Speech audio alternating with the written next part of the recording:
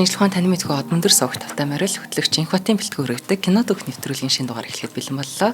За нэвтрүүлэг YouTube од мөндөр сууг, NTV телевиз, од мөндөр радио 83.3 107 хостолгоноор та бүхэнд хүрдэг. За энэ дугаарыг хүрэхэд дэмжиж ажиллаж байгаа аюулгүй дижитал орчныг хамттай бүтээй Unitel-д баярлалаа. За баярлалаа. За Холливуудын хамгийн үзэсгэлэнт бүсгүйчүүдийн нэг Сандра Буллок энэ бүсгүй маань 1964 онд урлагийн гэр бүлд мэндэлсэн байна. Ээж Хелга Матилда нь Герман гаралтай дуурин дуучин бол аав Джон Буллок нь Америк гаралтай. За аримд алт бааж байсан ч гэсэн мөн бас дуулаачийн багш мэрэгчлээ хүн байсан гинэ. Тэгэхээр энэ хоёрыг дуу хуур холбосон байх нь. Нэг нь дуулаад л нөгөөтг нь дасгалжуулдаг юм байж. Тэднийх үргэлж дуу хууртай. Бүр байнга заяа. Салма Хайк ээж нь дуулаад идэг байсан шүү дээ. Эднийх бол бүр аав ээж нь хоёулаа дуулна. Өөрөөсөө. Зогсоо зайгүй. Сандра хичээлээ тарж ирээд гэртээ ирэхэд заяа. Гэрийнх нь гаднаас энэ хоёрын дуулж байгааг сонсогддог байсан гэж. Тэгээд манай охин чинь энэ хоёр юу яг ирүүл үү гэж боддог байсан. Тэгээд вэ ч гэсэн тэгж бодож байна одоо. Гэхдээ энэ гэр бол маш ирүүл. Үргэлж сайхан уур амьсгалтай ийм айл байж. Аав нь их шооч гинэ. Ер нь маш тийм хөвгөлтэй. Гэр бүлийнхнийгээ байнгын нийлгэж аз жаргалаар дүүрэн байлгадаг. Оройн хоолн дээр Сандра болон түүний дүү хоёрын хамраас нус сууртлаа энийх бол ер нь байнгын үзэгдэл. Ээж нь охтуудаа өөртөө адилхан дуучин болох хүсэлтэй байсан юм байна. Тиймдээ ч охтуудаа дууны сургалтанд болон балетийн төгөлдөр хуурын сургалтанд суулгаад тэр авийнхаа найрал дууныг ангид оруулсан юм байна. Хамтлагт.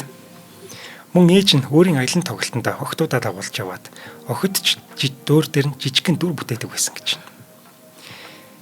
Охид давгүй сайн дуулдаг байсан боловч харин дуучин болох дургүй байсан гинэ. Ээж нь тэднийг өөрсдөө бүхнийг чадах хэрэгтэй. Хэнийг ч бүдөөрэй, хинээс ч хамааралтай бүү бай. Тэр дундаа эрэгтэйчүүдээс хамааралтай байж болохгүй гэж үргэлж зааж сургадаг. Ер нь охтуудыг өөрсдөө хүчрэх байгаарай гэж заадаг байсан юм. Түүний санаа зөвч байсан байж мэдэх юм, эсвэл эсэргээрэж байж болох юм тийм ээ. Сандраг баг байхад ер нь тэднийх Германд амьдраад байгаа шүү. Европт амьдраад байгаа. Ингээл 90 30 хаяа Америкт ч бол тэгэл Европ руу аялын тоглолт хийгээл ингээл байнга ингээ аялждаг. Эндээ Сандра маань нөгөө тоглолтод оролцоод гэхдээ дандаа германаар яриад байгаа шүү.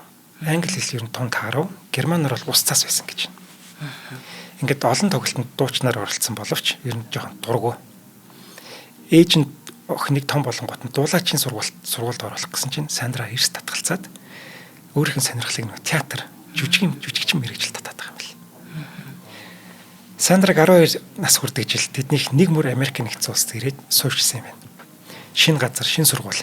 За мэдээж шинэ хүүхэд учраас ангийнхын хүүхдүүд болон сургуулийн хүүхдүүд түүнийг жоохон бөөрслөгдөг. Шинэ хүүхэд ороод ирэхээр нөгөө шинээр ирсэн охин гэл ярьдаг шүү дээ. Яг тийм байдалтай байж. Түүнийг гадаад хүүхэд гэж гадуурхдаг. Хөгшин гэж шоолно. Сандра ч Европ байгаа юм шиг жоохон тийм хөгшин хувцлаад идэг байсан юм байна л да. Нэг тийм хоёр нь твийн ялгаа байна шүү дээ, тийм. Америкт бол арай жоохон тийм задгай чөлөөтэй хувцалдаг шүү дээ. Сандра сэтгэлээр унаад гомдлож суусангүй. Харин тэдгээр хүүхдүүдийн сонирхлыг өөртөө татах гэж олон аргаар үзэж байж. Аавынхаа авч өгсөн камераар янз бүрийн бичлэг хийгээд түүн дээр олон алдартнуудыг дуурайн жүжиглээд нөгөө гадуурхад байсан хүүхдүүдтэй ч гэсэн хөгжилтэй бичлэгүүд хийж эхэлсэн байна. Ер нь богино хэмжээний кино хийжсэн гэдэг юм байна. Ингээд тэдний сонирхлыг өөртөө татаад сонирхол нэгтэй болж аваад ерөөсөө ингээд тойрон хүрээлэгчтэй болсон гэдэг. Өөрөө бараг лидер нь болсон байл шүү. Ямар хөрхий. За бүр хөгжөөн дэмжигчдийн багт ороод сургуулийн тоглолтуудад оролцдог болоод сургуулийн од хөвгүнтэй болцоод өөрөө ч гэсэн сургуулийнхаа од нь болж чадчих. Сандра хөгжөөн дэмжигчдийн багт маш хайртай байж. Тиймдээ ч одоо хүртэл тэр хувцас хадгалдаг гэнэ. Нэг гоё өмсгөл өмсч бүжгэлдэг шүү дээ. Тийм, айгүй хөрхин тий. Дандаа гоё охтууд байж идэг шүү. Тий. Надад ч гэсэн ийм цуглуулах зөндөө байдаг. Ямар хөгжөөн дэмжигч хувцасны юу? Тий. Тэлтэй. Надад ингээд чухал санагдсан юмнуудаа би ингээд хадгалцдаг байхгүй юу. Тэгээ тэр одоо юмнууд надад одоо хүртэл байгаа. Зарим нь болохоор бүр энэ юу хог вэ гэж харахаар ч юм байж болно. Манай ээж нэг удаа хайцсан байсан. Тэгээ би тэрийг буцаж хогийн бөмбөр рүү гараад олж аваад буцаагаад. Тэгээ харахад бол хүмүүс хоглож харна л та. Гэтэ тэр чинь миний хамгийн үнцэнтэй зүйлс юм аа нэг баг. Дурсамжууд байгаа тий. Яг тийм. Миний найзууд өгсөн гой юмнууд зөндөө хадгалаас та. За сургуулийн яваад болсон Сандра маань нэг хэсэгтээ хүнээ байсан гэнэ. Хөгшин эмэгтэй шиг хувцалдаг гэж шоололд угаасаа охин янз бүрийн итгээ товц өмсөх болоод янз бүрийн ааш аяг гарган багш нараараа доог тахуу пранк хийдэг болсон. Нэг удаа бүр шал согтоо сургуулийн спорт зааланд унтчихагаад хичээл эрхлэгчтэй баригдаж байж. Жог эвдэрсэн байх нь одтой өвчин тусч. Хүнээ байж. Гэтэл магадгүй энэ бүхэн нь найз өвгөнтэй холбоотой байж мэдэх юм байна. Энэ орчин сургуулийн алдартай хосууд байгаа шүү дээ. Ингээ бие биендээ хайртай гэдэл янз бүр болоод идэг. Гэтэл хөвгүүн нь чи хайраа батал гэд эхэлсэн гэнэ. Юу гэсэн үг нь бол тодорхой шүү дээ.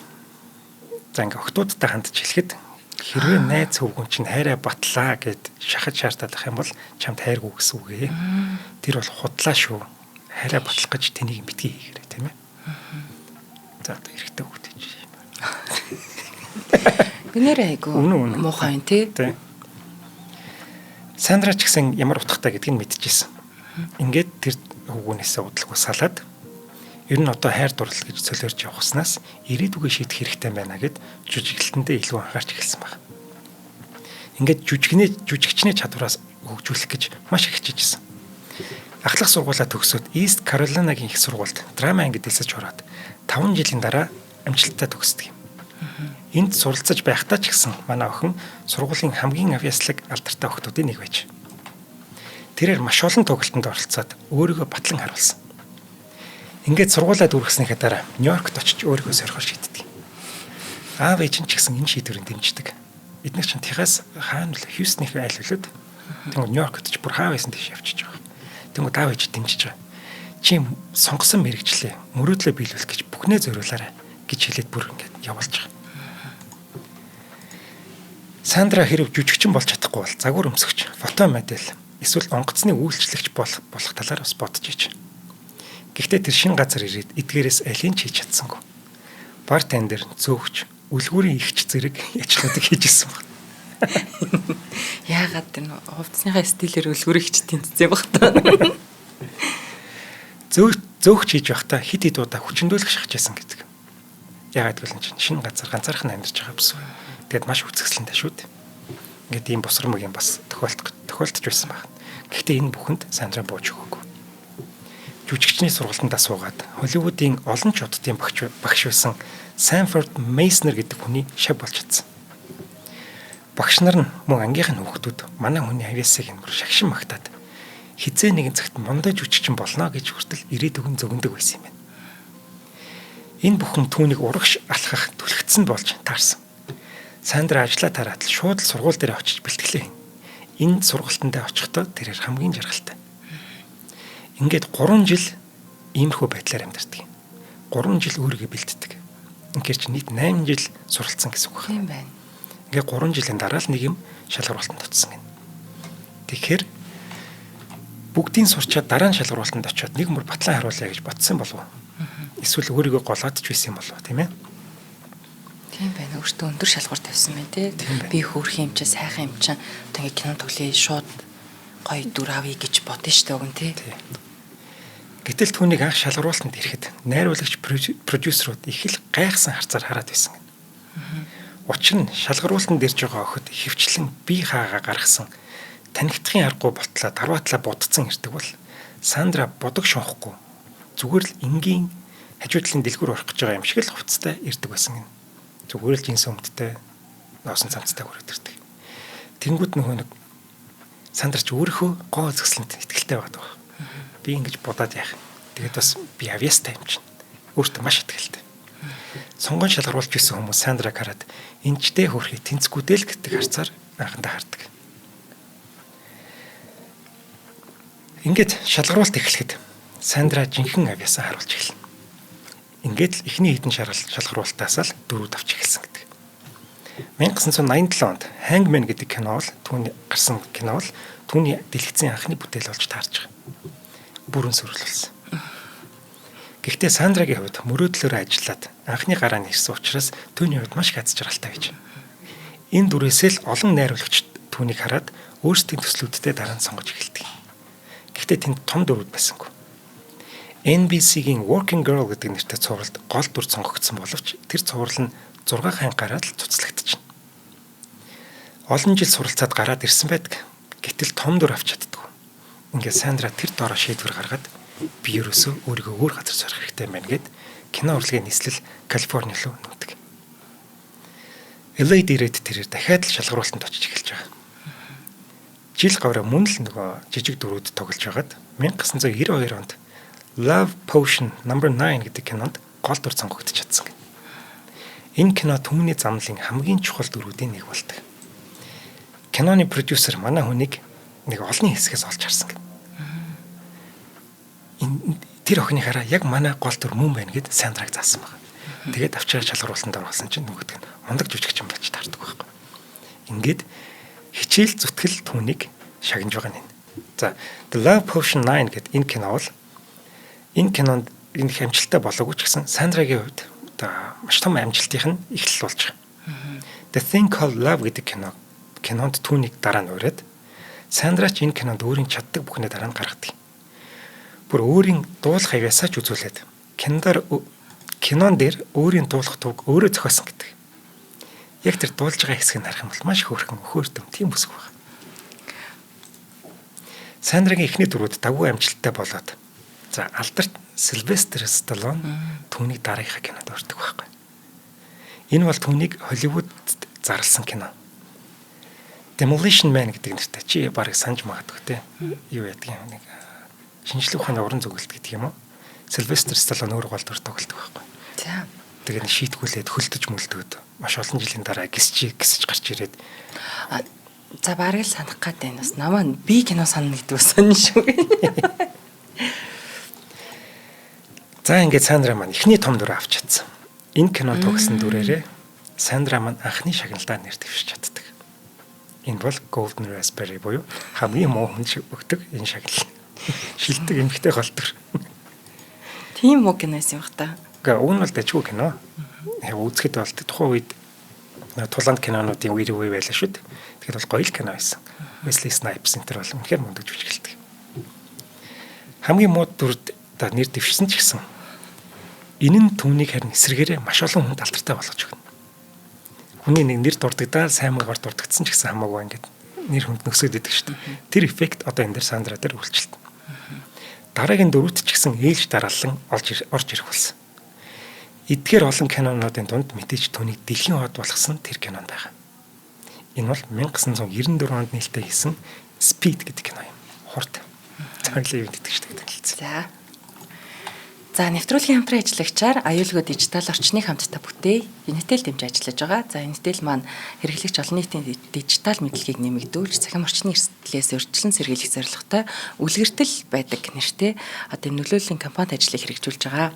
За гол онцлог одоо юу юм бэ гэвэл хэлэх гэсэн мессеж нь тийм мессеж нь юу юм бэ гэвэл нөх хүн болгоны мэддэг тийм үлгэрүүдийн жишээгээр одоо цахим одоо хялбар аргаар мөнгө олъё ч гэдэг юм олоорой нуглаад аваарай хурдан ашиг олно гэсэн иймэрхүү одоо цахим лувир иймэрхүү юм битгий өртөөчөө гэсэн үднээсээ одоо бидний хамгийн сайн мэддэг үлгэрүүдийн жишээгээр одоо бидэнд ийм жишээ бол үлгэртэл байдаг шүү гэдэг санааг хэлэх гээд байгаа маа. Тэгэхээр ойр хавьд чи мэдээж одоо бас лувир дулж байгаа одоо цахим лувирт өртөж байгаа хүмүүс зөндөө байгаа. Тийм болохоор манайхан бас сэрэмжтэй болгоомжтой байгаад сайн ягталж үзэж байгаарай. Unitel бидэнд энийг сануулахыг хүсэж байгаа юм.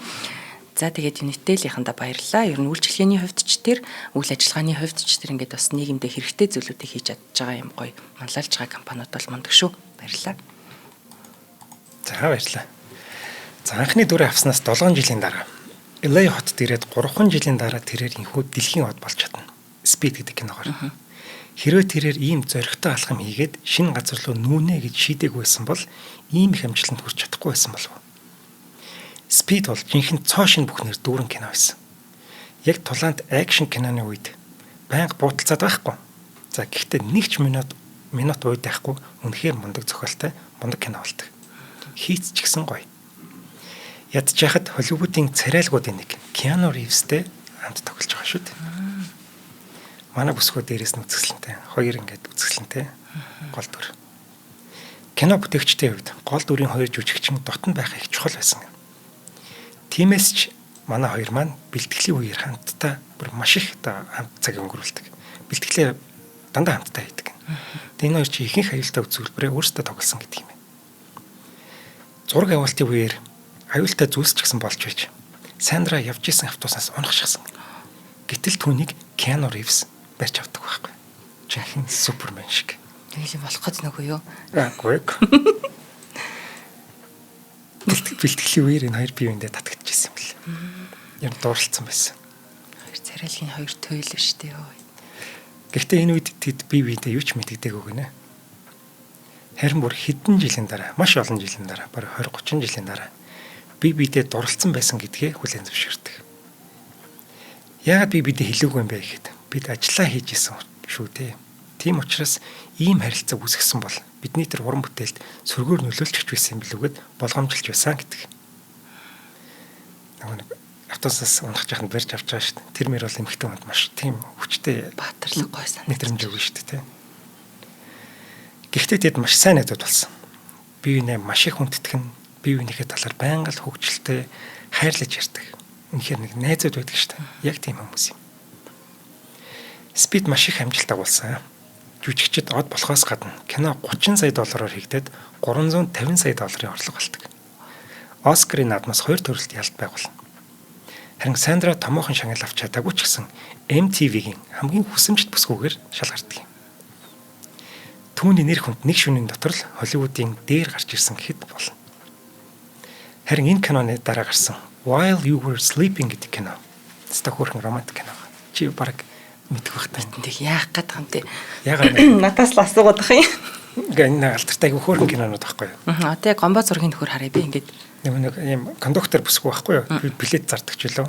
Тэ нэг залуу байнга ирж билет авдаг. Тэ тэм дурлцдаг байхгүй юу? Тэгсэн чинь суглаан тачдаг. Биш надад чинь тэр киноч юм биш юм. Биш ээ. За бити тэгээ надаас юм. За дахиж асуухгүй тэгвэл. За энэ while you were sleeping дээр манай хүний шууд үрж байгаа юм л. За Продюсеруудын бүтээсэн дүрд манай хүний гинэн цайлган төрх яг тохирч байсан гинэ. Продюсерууд түүнийг 3 жилийн өмнө гарсан Love Potion No. 9 гэх кино шүү дээ. Тэндээс эхлээл ажиглаад исэн юм л. Эхлээд энэ дээр чинь Julia Roberts-ыг урьдаг гэдэг баха. Тэгсэн чинь нөгөөдг нь татгалцсан гоо за тэгвэл одоо нөгөө 3 жил ажигласан бүсгүйгээр урья гэд Сандраг хүрч байгаа. Энэ кинонд Сандра өөрийн гэсэн гинэн хайр татам хөгжилтэй бүсгүйн дүрээ гаргаад шүүмжлэгчдээс ч өндөр үнэлгээ авч кино маш амжилттай болдог. Зардлаа бараг 10 дахин нугалсан их орлого болж байгаа. Сандра ч гэсэн алдар нэрд гарахын хажуугаар анхны томоохон шагнал болох алтан бөмбөрцөгт нэр дэвшдэг. Энэ жилд гарсан түүний дараагийн кино төсөл болох The Net гэдэг кино харин өмнөх киноноос тис өөр буюу адал явдалт. За тийм жоохон аимшиг төрлийн ийм кино байдаг. Мөн л Сандрагийн тоглолтыг шагшин магтаад маш их орлого олдог. Одоо түүний нэрийг мөнгө дагаж авдаг болсон байна. Ер нь тоглосон кинонууд бүгдээр ашигтай шүү дээ. Алдагдал хүлээсэн кино бараг байхгүй. Ингээд харахаар хүн байх ёстой газараа өөрийгөө үнэлдэг газараа байж чадах юм бол ямар амжилтанд хүрч чадах вэ гэдгийг эндээс харж байгаа. Тэрээр бидэнд маш том хичээлийг орсон гэсэн үг. За болчихвол үдээ гэж маш олон жил хүлээдэг штэ. Битгий тэгээрэй. Шууд тэр доороо шийдвэр гаргаад шинжлэх хийгээрэй гэдэг эндээс харж байгаа. Хэдхэн жилийн дотор Холливуудын байтугай дэлхийн од болж чадчихсан шүү дээ. Ийм шийдвэр гаргаснаас болж тийм ээ. Одоо түүнийг гадуур зүгээрээ явуулах болсон. Папарацци дагна. Хувийн амьдрал нь хувийн байхаа болно. Гэхдээ Сандра хувийн амьдрал гэхээсээ илүү ажилдаа бүх анхаарлаа төвлөрүүлээд исэн учраас папараццуудын хувьд жоохон уйдгартай од байсан болов уу. За түүний цалин одоо тэнгэрт болж байгаа. Ирэх 3 жилдэн тэрээр 9 төрөлд төсөлд оролцдог. 9 ч тийм. 1996 онд гарсан A Time to Kill гэдэг кино маш давгүй амжилттай. Хамтран тоглогчид нь ч дэлхийн хэмжээний одод байсан. Matthew McConaughey, Samuel L. Jackson, Ashley Judd, Kevin Spacey гэх мэт. Энэ дундаас хамгийн өндөр цалинтай нь Sandra Bullock. Гэтэл тэнцээ Matthew McConaughey, Samuel Jackson энэ гэдэг томчууд байгаа шүү дээ. За Matthew нэг од болоог байсан баг. Гэхдээ л мундаг жүжигч. Matthew-гийн цалин $250,000 байсан бол Sandra-гийн цалин $11 сая байж. Апш 8 байсан юм шүү. Гэтэл ч 8 гэдэг ч тийм юу вэ? Ер нь Холливуд ч гэлтгүү. Хаасайг үл эмэгтэйчүүдийн цалин эрчүүдээс арай бага байдаг. Харин уг нь. Тэ. Гэтэл 1996 он гэхэд энэ зүрх бүр л их байсан байж таараа шүү дээ. Одоо овоо ойртой дөхөд байгаа байхгүй. Гэтэл энэ үед Сандра 8 сая цалин авч ийн гэдэг бол түүний одоо чадвар тэг нэр хүнд нь бүр тулцсан байсан. За энэ киноны дараа Speed-ийн 2 дугаар анги дээр 11 сая долларын цалин авдаг. Speed-ийн 2 дугаар анги хийгдэн гэж шийдээд гол дүрийн жүжигчтэй санал тавихад Киану татгалцчихдаг. Киану татгалцсан чинь Сандра бас би тоглохгүй гэждэг байхгүй. Тэнгүүд за чамд 11-ийг өгөөгээд тэгээд Сандраг авчирч байгаа юм байна. 2 дугаар анги хийгдэж яхад 2 том одынх нь ядаж нэг нь байж хэвээр шүү дээ. Тийм байж шүү дээ. Тэнгүүд Сандраг сонгосон байхгүй. Гэтэ Киану ч бас их мөнгө өгсөн ч зөвшөөрөгөл байж мэдх юм л та. Гэтэл ямар ч сан Сандра ирж байгаа. Манай хүн чи өөрөө кино хийх хүсэлтэй. Өмнө нь 2 ч киноны продюсераар ажиллаад кино хийцэн байсан юм байна. Ингээд дараагийн кино хийх гэсэн чи мөнгө өгдөг. Тэнгүүд Speed-с ийм өндөр мөнгөний санал хүрээд ирэнгүүт зөвшөөрөөд авсан бүх цалингаа нөгөө шинэ киногоо сайн хөгжүүлж байгаа юм. Speed 2 үзэгчдэд ч шүүмжлэгчдэд ч таалагдсангүй. Razzie Awards Golden Raspberry-гийн 8 төрөлд нэр дэвшсэн боловч 160 сая долларын орлого болсон гэхээр бас гайхмаар. Эхний ангийнх нэр хүнд аваа авчлаа. Тийм байна. За нэг 11 сая доллар авцсан шүү дээ манай хүн чинь. Энэ мөнгөөр Hope Floats гэдэг кино хийгээд өөрөө гол дүртэн тоглолдог юм. Тэр өөрийн кино компаниг аль хэдийн байгуулсан байсан юм. Аав дүү хоёртойгоо нийлүүлээд байгуулдаг билүү. Аав нь ерөнхийлөгчээр нь ажиллаад дүү нь бас нэг удирдах албанд тушаалчдаг байсан юм бэл. Fortis Films гэдэг студийн 3 дахь уран бүтээл нь Hope Floats байхгүй. Одоо ингээ хартаа маш хурдтай байгааз. Тийм байна. Саяхан л Холливуудд ирээд од болж исэн хүн одоо ингээ элитийн өөрийнхөө студийг байгуулад 3 дахь киног гаргаж байгаа юм. Ер нь ингээ маш хурдтай ажиллах юм зүг юм байна. Бас толгоонд шаггүй ажилладаг гэдэг нь эндээс харагдаж байгаа. Маш хөдөлмөрч чинь тий. Тэгээ удаан бодож юм хийж чинь тэр жүжигчний мэрэгчлэрээ бэлтгэж байгаагаас нь л харахад. Нэг тийм. Мэдээж бас эцэг их гэр бүлийн нөлөө зөвлөгөө байлгүй байх тийм ээ. За ингээд олсон бүх мөнгөөрөө кино хийсэн учраас эрсдэл маш их байгаа шүү дээ. Айдас их байгаа. Гэхдээ Hope Floats гэдэг энэ кино нь 81 сая долларын орлого олсноор хамаагүй их орлого олж чадсан байна. За энэний дараа Холливуудын бас нэгэн үзэсгэлэнт бүсгүүчүүдийн нэг Никол Кидмантай нэг кино тоглолдог. Дөрмийн дагуу энэ кино алах хэвээр. За сонсоход л алхаар л байх хэвээр гэж алаагүй юу? Алаагүй. Хэвээр бүрэн сүрэл дахиад ашиг олж чаддаг. Гэхдээ Сандра энэ киноны нээлтэнд өмссөн даашин за дуудлага худалдаанд оруулаад олсон мөнгөөр нь хөхний хор тавдартай бүсгүүчүүдэд тусалдаг тийм төрийн бас байгууллагад хандилсан юм бэл. За эндээс эхлээд энэ хүний Сандра Буллок гэдэг энэ бүсгүүгийн сайн үс ихэлсэн гэж хэлж болно. Энэ цагаас хойш тэрээр маш олон байгууллагад, маш олон үйл ажиллагаанд өөрийн чадах хэрээрээ идэвхтэй оролцдог болсон. Хоёлаа нэг жоохон байж дурдах юм. За Practical Magic гэдэг кино байхгүй юу нөгөө нэг тоглосон тийм. Тийм. Энэ киноны 20 дугаар гарах гэж байгаа юм л. Ямар шантардаг юм бэ? Ерцэн зүтгүүлээд үзье. Санаа нь гоё юм шиг байгаа юм л та. Тэгээд нэг зохиолч ч юм уу продюсер нэг дотор ингээд дутуу үлдсэн нэг юм л яваад байгаа шиг. За нэг олон кино төслүүдийн нэг нь тухайн үед маш их шууган тарж исэн Prince of Egypt гэдэг анимашн байгаа.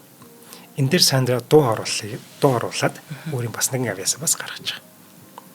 Prince of Egypt-ийн амжилтыг киноны дуутай нь холбож байна. Учир нь энэ киноны When You Believe гэдэг дууг тухайн үед супер од болж байсан. Хоёр pop diva Mariah Carey, Whitney Houston хоёр хамтран тоглодог.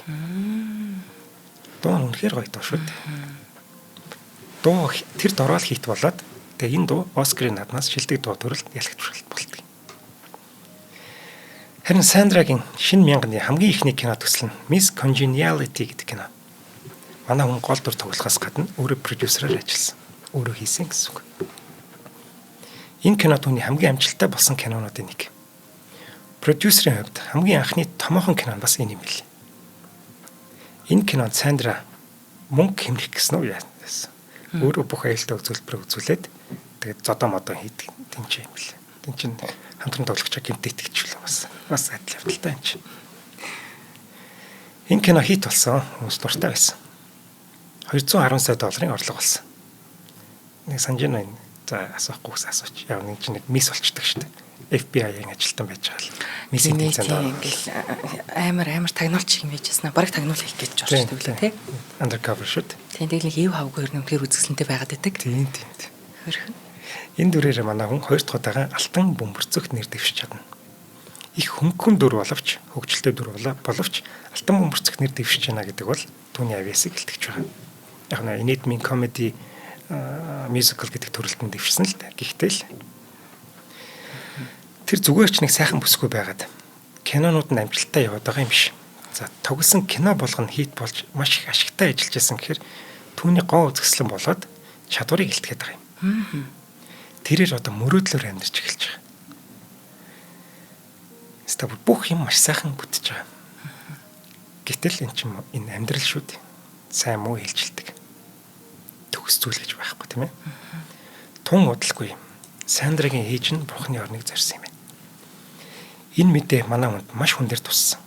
Сандрач нэг хэсэг ажилласаа завсралга авсан. Зураг авалтаа шууд хойшлуулсан. Ээж нь өнгөрснөөс хойш тэрээр амьдралыг өөрөөр хардаг болоод сайн үсэд зарцуулах цагаа бүр их болгоод маш их хандив өгч эхэлсэн байдаг. Америкийн улаан загалмаа нийгэмлэгт нийт 5 удаа $1 сая. $5 сая.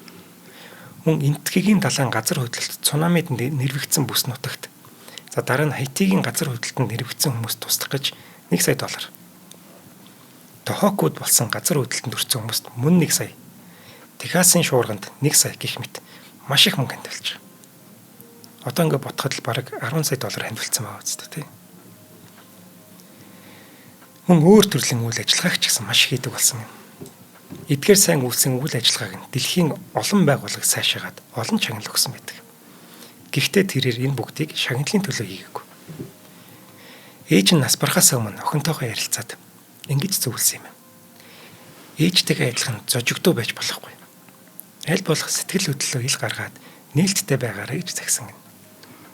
Энэ ярилцлага түүний сэтгэлийг маш хөдөлгсөн гэдэг. Ээж нас урсны дараа энийг дахиж бодож байгаа байхгүй. Ингээд энэ зөвлөгөөний дагуу ч юм уу тэрээр нийгэмд илүү ойр хүн болсон нь энэ андваас нь харагдаж байгаа. Ингээд ээжээсээ хойш 2 жилийн дараа Сандра эргээд ажилдаа орно. 2002 онд түүний тоглосон 3 кино нээлттэй хийдэг. Murder by Numbers, Divine Secrets of the Ayaya Street, 2 Weeks Notice гэдэг 3 кино. За, ивент итгэж байгаа дараа энэ кинонуудын талаар ярилцъя. За тэгэхээр нэвтрүүлэг дэмжиж ажиллаж байгаа мэдээж алтан гишүүдэд маш их баярлалаа. Өнөөдрийн алтан гишүүд бол лайвыг шууд үздэг, дээрээс нь шинжлэх ухаан таны мэдхүйг хөгжүүлэхэд алтан гишүүдийн оролцоо бидэнд маш их хэрэг болдгоо. Тэгэхээр алтан гишүүдтэй баярлалаа. За баярлалаа. Одоо бидний ингээд 2-3 жилийн үйл ажиллагаа бүгдийг дэмжлээ шүү дээ, тийм ээ. Тэглэгээ хаа. Ингээд бүр талархаад барш шүү. Алтан гишүүдтэй хөрөх. Манай лайвыг шууд үздэг. Одоо ингээд манайхан юм бичээл. Тийм их өөрхөн комментууд өчтэйг урам өгдөг одоо бүр ингээд нэг гэр бүлийн гишүүд найзууд шиг биенийхээ бүх юм мэддэг болсон доо. Тийм. Помидор popsicle гэнэ энэ бүр нэр мэрч юу болчихвээ. Улаан помидорлоос одоо бүр модон чихэр болж ирсэн баг шүү дээ. За үргэлжлүүлээ. За Murder by Numbers гэдэг кинонд тэрээр дөнгөж од болж гарч байсан Ryan Gosling-тай хамтран тоглодог. Нэг кино төсөлд оролцож байгаа хүмүүс хоорондоо хайр сэтгэлийн холбоотой байх нь болох нь маш илбэг. Тэгвэл энэ хоёр ч гэсэн зураг авалтын үеэр учир уруулаад тун удалгүй олонний нүдэн дээр ил цагаан болцож эхэлсэн байдаг. Сандра одоо 37 настай. Ryan Gosling 21 настай. 16 насны зүрхтэй. Гэтэл Сандра хамтран тоглогчтойгоо учир уруулж байгаа анхны тохиолдол нь энэ биш гин. Love Potion гэх кино шүү дээ. За. Тэрэн дээр Tate Donovan-тай хамтарч тоглолдог байхгүй юу? Тэгээ түүнтэй бас хайр сэтгэлийн холбоотой болоод энэ хоёр чинь баг сүү тавьсан гэдэг. Харин дараа нь A Time to Kill гэх кино шүү дээ. За. Энэний нөө Matthew McConaughey-тай бас учир ургуулад. Тэг бүр хүүхдтэй болох талаар ярилцж байж. Нэг удаа Сандрагийн жирэмсний тест нь 2 зураас гарчдаг байхгүй. Хосууд баяртай байсан боловч тэр нь хуурамч худлаа гарцсан байдаг. Алдаатай. Тэгээ сэтгэлээр унсноо яасан. Энэ хоёр бас хоёр тийш болт юм бэл. Ер нь хамтран тоглогчтой дурлчих гад байдаг талтай юм байна. Кинотой бас ялаа та тий. Тийм ингээм хамтран тоглогчт нь өөрсдөөс дурлаад байна л та. Харин тийм ээ. Тэгэл Харин Сандра 2005 онд моточин мотоциклны загвар гаргадаг Jesse James гэдэг хүнтэй гэрэлдэг. За одоо найруулагч маань зургийг нөх юм бол чи хараарай. за. Их хэрцгий төрхтэй хүн байна. За. Энэ хоёрыг хоорондоо зохицоод хурмаа хийчихнэ гэж хинж бодоагүй. Хоёр өөр төрлийн хүмүүс. Та их дургүй байна бүр. Өнөө ч одоо зургийг хар. Бүр шал өөр хүмүүс байна. Тэг бүр ингээд ярилцлага болгон дээр асууна. Та хоёр яаж болоод идэх юм? Бид хоёр ингээд бие биентэйгээ зохицдаг юм аа. Бид хоёр нэг л хүн гэсэн үг гэж Сандра зөндөө олоодаа хэлдэг. Гэхдээ асууд 2010 онд хоёр тийш болсон. 5 жил гэрэл одоо амттай байсны дараа. За нөгөө Murder by Numbers гэх кино шүү дээ. Энэ киноны хувьд Сандра хүчтэй эргэн ирэлт хийсэн гэж хэлж болно. Шүүмжлэгч Рожер Эберт хүртэл манай хүнийг шагшин магтаад өөрийгөө бүрэн эвдсэн байна. Өмнөх нөгөө хөгжилтэй төрхөө мартагдтал энэ кинон дээр өөрөөр жүжиглэжээ гэж магтсан. Сандра зөвхөн жүжиглээ зогсоогүй. Продюсерын ажиллаа ч гэсэн үргэлжлүүлж хийж одоо эхэлж байгаа. Британи гаралтай жүжигчин Hugh Grant-ыг дуудаж авчираад 2 Weeks Notice гэдэг кинон дээр хамтран тоглолдог. Кинонд бас л амжилттай ашигтай. Сандра бол ер нь мөнгөний машин шүү. Тэрээр ер нь манай хүн чинь найруулагчаас гадна бүгдийг хийж байгаа. Гол дүр тоглож байна, мөнгө олж ирээд өөрөө продюсерлж байна. Продюсер ажиллагдчих маш хүн ч үү. Тийм шүү дээ. Ястаа. Тийм. За яаж зүгээр ах нэг найруулагч хийх гэж үдсэн юм шүү. За тэгээд тэр киноныхаа дараа за бусдаараа л буу цуушур шиг байгээд ерөөс болсон гэдэг тэрийг. Харин 2004 онд Crash гэдэг кино гарна. За энэ киноноос Сандра өөрийнхөө шинэ дүр төрхийг олж гаргуулж байгаа. Энэ кино Оскарын наадмаас шилдэг кино таргалт ялагч болж чадсан. Маш хүчтэй мессеж өгсөн мундаг кино байхгүй юу? Арьс өнгөний ялгуурлын талаар үнэхээр гоё кино. Энэ кинон дээр Сандрагийн гадна төрх жүжиглэлт өөр төвшөнд харагдана. Өмнө нь илүү хөвгчлөлтэй, инээдийн хандлагатай байсан бол одоо харин тийм насанд хүрсэн хүн шиг хүчрэг эмхтэй болон гарч ирж байгаа юм. За энэ киноны дараа нь Miss Congeniality-гийн 2 дугаарыг гардаг. Өстө бүрэн сүрэл шүүмжлэгчдийн амны байгуул. Ямар юм ийм кино хийдэг ингээд нөгөө Рожер Эберт чинь шүүмжилж байгаа. Манай хүн чинь бас Рожер Эберт чинь Сандрагийн талд байгаад байгаа шүү. Шал хэрэггүй 2 дугаар англи өөрийнх нь нэр хүндийг гутаалаа гэд бас жоохон түүнийг өмөрөх маягтай хэлж ирсэн. За кино муу болсон ч гэсэн манай хүн зөндөө их цалин авсан. 17 сая доллар гэдэг үлээд. Харин 2006 онд хайрт Keanu Reeves-тэйгээ дахин нэг удаа хамтарсан нь түүний фэнүүдийн хувьд маш сайхан мэдээ болдог. Lake House гэх кино үнэхээр гоё кино. Уран зөгнөлт жимшиг драм төрлийн үнэхээр гоё романтик кино. Энэ кино гарангуутал Keanu-тэйгээ суучихгүй махтаа гэж бас хүмүүс яриад гарч байгаа шүү дээ. 2009 онд Ryan Reynolds-тэй The Proposal гэдэг кино тоглоод энэ нь 310 сая долларын орлого болсноор яг одоогийн байдлаар түүний олсон 2009 оны хувьд шүү хамгийн өндөр орлого болсон кино болдог юм. Энэ дүрээрээ тэрээр дахин нэг удаа алтан бөмбөрцөгт нэр дэвшиж чадсан баг. 3 дуутайгаа шүү дээ. Яагаад ийм их орлого олчихваа гэсэн чинь энэ кинон дээр маань нүцгэн гардаг юм байна л да. Зөв. Тэгээ өөрөө хошгинж ярьдаг юм. Би нүцгэн гарцсан учраас ийм их орлого болсон юм а гэж хошгинж байгаа шүү дээ. За 3 жуудаа алтан бөмбөрцөгт нэр дэвшээд байсан шагнал байдгүй. 2009 онд харин тэрээр нэгэн шагналыг авч чадчих. All About Steve гэдэг киноны дүрээрээ тэрээр алтан бөөрөлцгний шагналыг авдаг. Golden Raspberry. Тэ нэр үнэхээр бүр завсаргүй хөдөлмөрлөд тахт ямар сонь юм бэ? Тэ ингээд айгу маш сайн муу гэд бүр дээш доош айгу хэлбэлцгий. Тийм аа. За нөгөө нэг Golden Raspberry шүү дээ. Тийм муу үстэй тий. Тийм. Энэ шагналыг Оскарын наадмыг өмнөхөн гардуулдаг байхгүй юу? Сандра ялагч болох нь бараг тодорхой байсан гэнэ. All About Steve гэдэг киногоор. Тэгсэн шагнал гардуулах үйл ажиллагаан дээр Сандра өөрөө хүрэгдэрдэг. Хамгийн муу гэдэг шагналаа авах гэдэг. Ингээд хамгийн муу гэдэг шагналыг өөрийн биеэр гартаж авсан цөөн хідэн уран бүтээлчтэй нэг нь Сандра Буллок болж байгаа юм байна. Сандра ер нь хөгжилтэй байх гэж л энэ шагналаа очиж авсан баг. Тэрийг аваад бахархалтай нарахгүй дэш өргөж хүмүүст танилцуулсан. Гэхдээ бас нэг шалтгаан байсан. Тэрээр энэ жилдээ алтан бөмбөрцөг наадамд нөгөө пропозалаар дэвшсэн байсан шүү дээ. Тэгвэл тэр цорын ганц нэр дэвшилт нь биш байж 2009 оны хувьд. Энэ жил тэрээр The Blind Side киногоор Алтан бөмбөрцгийн драм дүрэлт нэр дэвшээд ялагч болсон байсан байхгүй. Бид зүгээр тэр хэсгийг албаар орхицсан байсан шүү. Болж штэ тий. Ямар гоё. Тийм байлгүй дээ. За The Blind Side биш үү? Энэ болохоор Michael Oher гэдэг нэртэй Америк хөлбөмбөгийн одын тэм сэтгэл хөдлөм амьдралын түүхээс сэтгүүлэн хийсэн кино юм. Мундаг бүтээл болдог. Анх удаага эмэгтэй гол дүртэй кино 200 сая долларын ашиг олсон анхны бүтээл болж байгаа. Энэ кино Оскарын наадмын шилдэг кино төрөлд хүртэлт нэр дэвшээд Avatar The Hurt Locker энтертэй амжилтаар өрсөлдөж байгаа. Үүгээр зогсоогүй.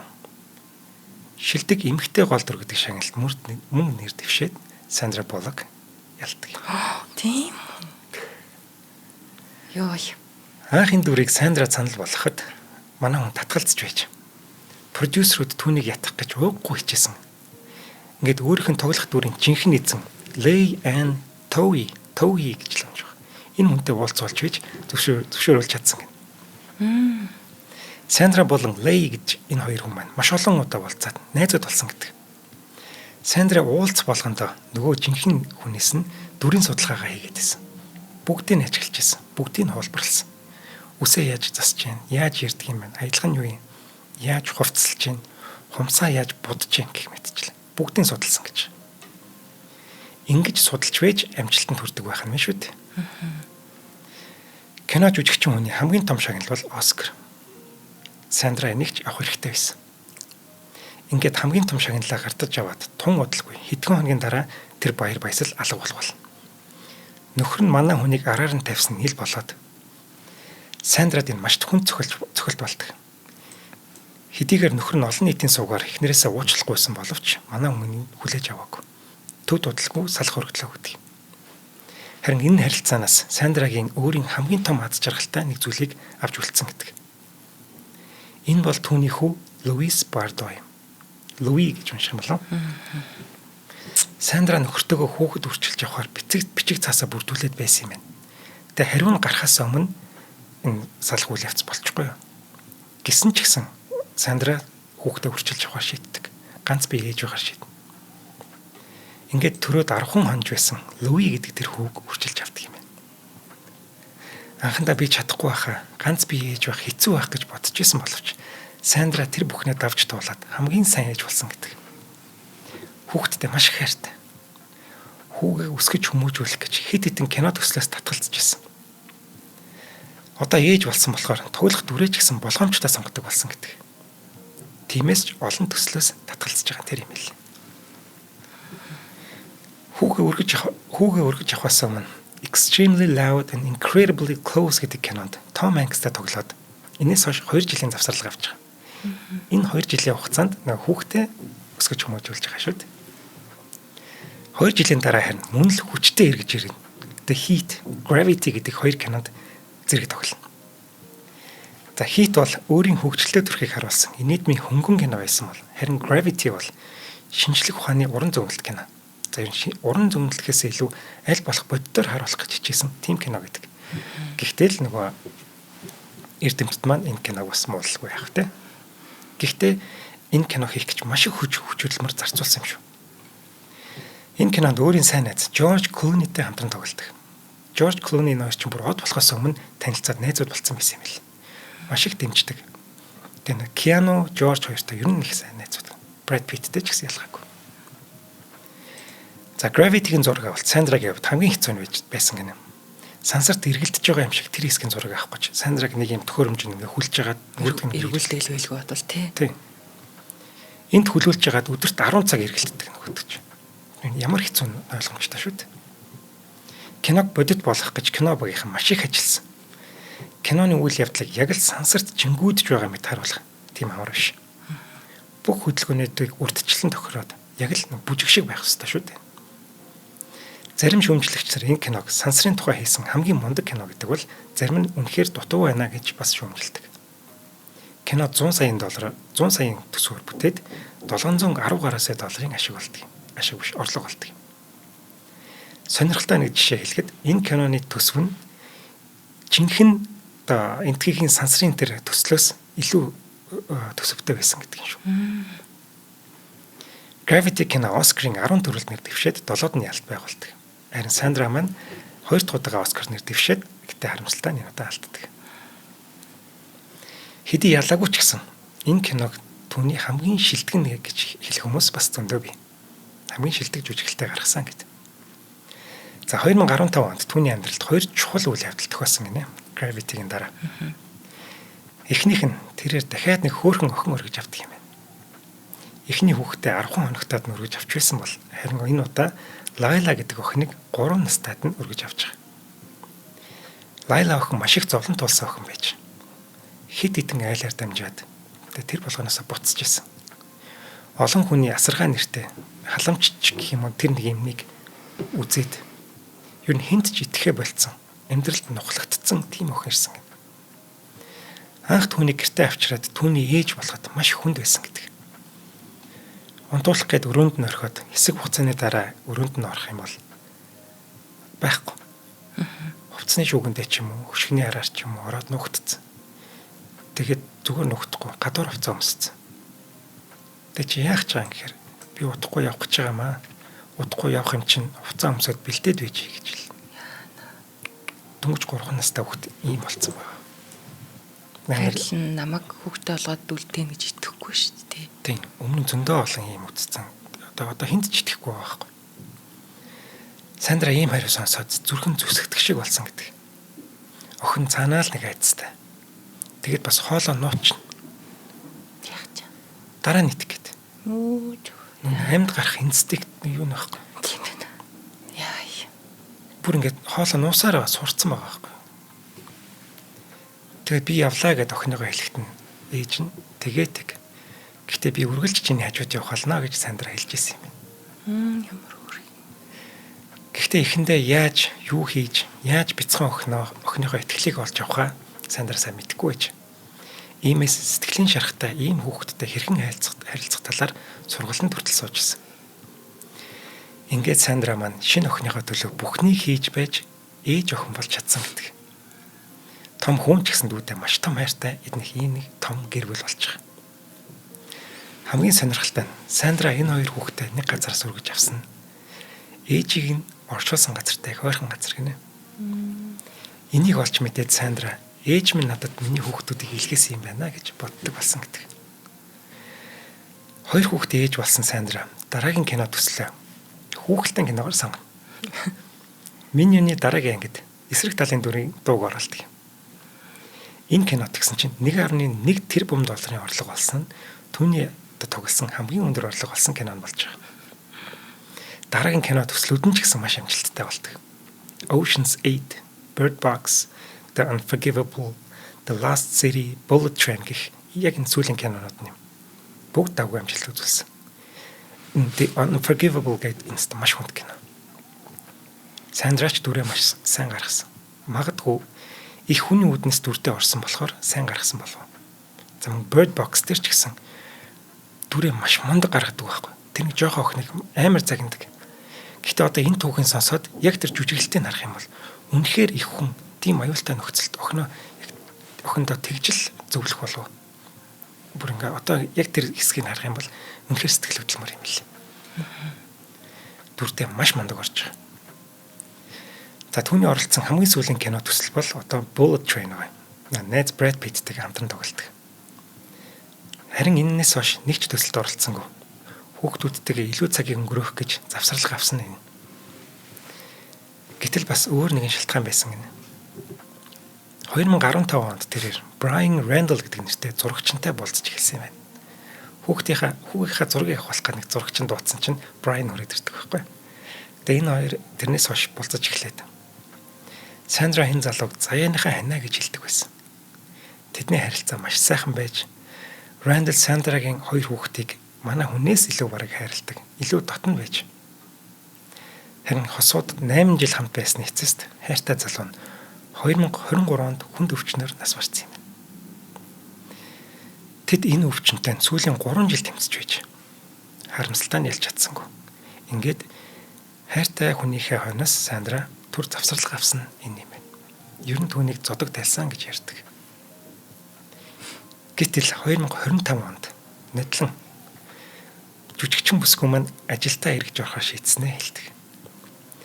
Энэ жил магадгүй дараа жил түүний тоглосон дараагийн кино нээлттэй хийх байх.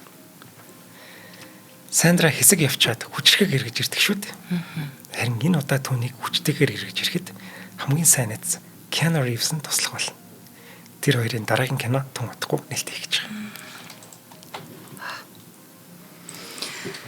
Ямар том зөрөгтэй, яасан сайхан тийм зөрөгтэй амьдрт юм бэ те. Гоё байц те. Яг тэр хоёр хүүхэдтэй болж байгаа эсгүүд үнэхээр уйраалаа нэрээ.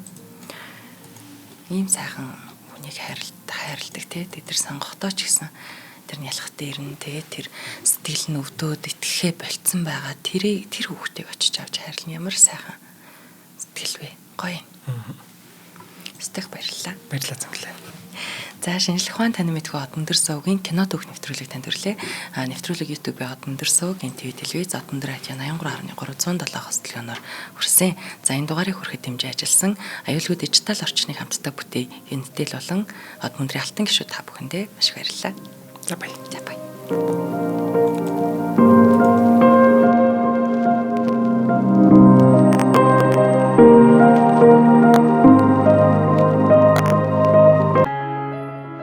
Нэвтрүүлгийг хүлээн авсан Нарны аймгийн монголчуудаа баярлалаа. Од өндөр сувг нь энэ мэдчлэн таны мэдхүйн мянган нэвтрүүлгийг 2026 оны 7 сарын 1 хүртэл та бүхэндээ хүргэх юм. Их хэлээрээ шинжлэх ухаан танин мэдхүйг түгээх нь үлсэд нэгтгэх хүсвэл та бидэнд хандив өгөх боломжтой. Жилдээ ганцхан удаа 100,000 төгрөгөөр биднийг дэмжснээр шинжлэх ухаан танин мэдхүйг түгээх энэ үйл хэрэг амжилттай үргэлжлэх юм. Од мөндөр нэр дээрх Удаа Өвслийн банкны дансгаа 4191 тэг 4518. Та 100,000 төгрөгөөр шилжүүлэхдээ гүйлгийн утга дээр нь өөрийн нэр болон утасны дугаараа заавал бичээрэй. 100,000 төгрөг хандалснаар од мөндөр сувгийн алтан гишүүн болох юм а. Шинжлэх ухаан танин мэдхгүй Монголд ялах болтугай.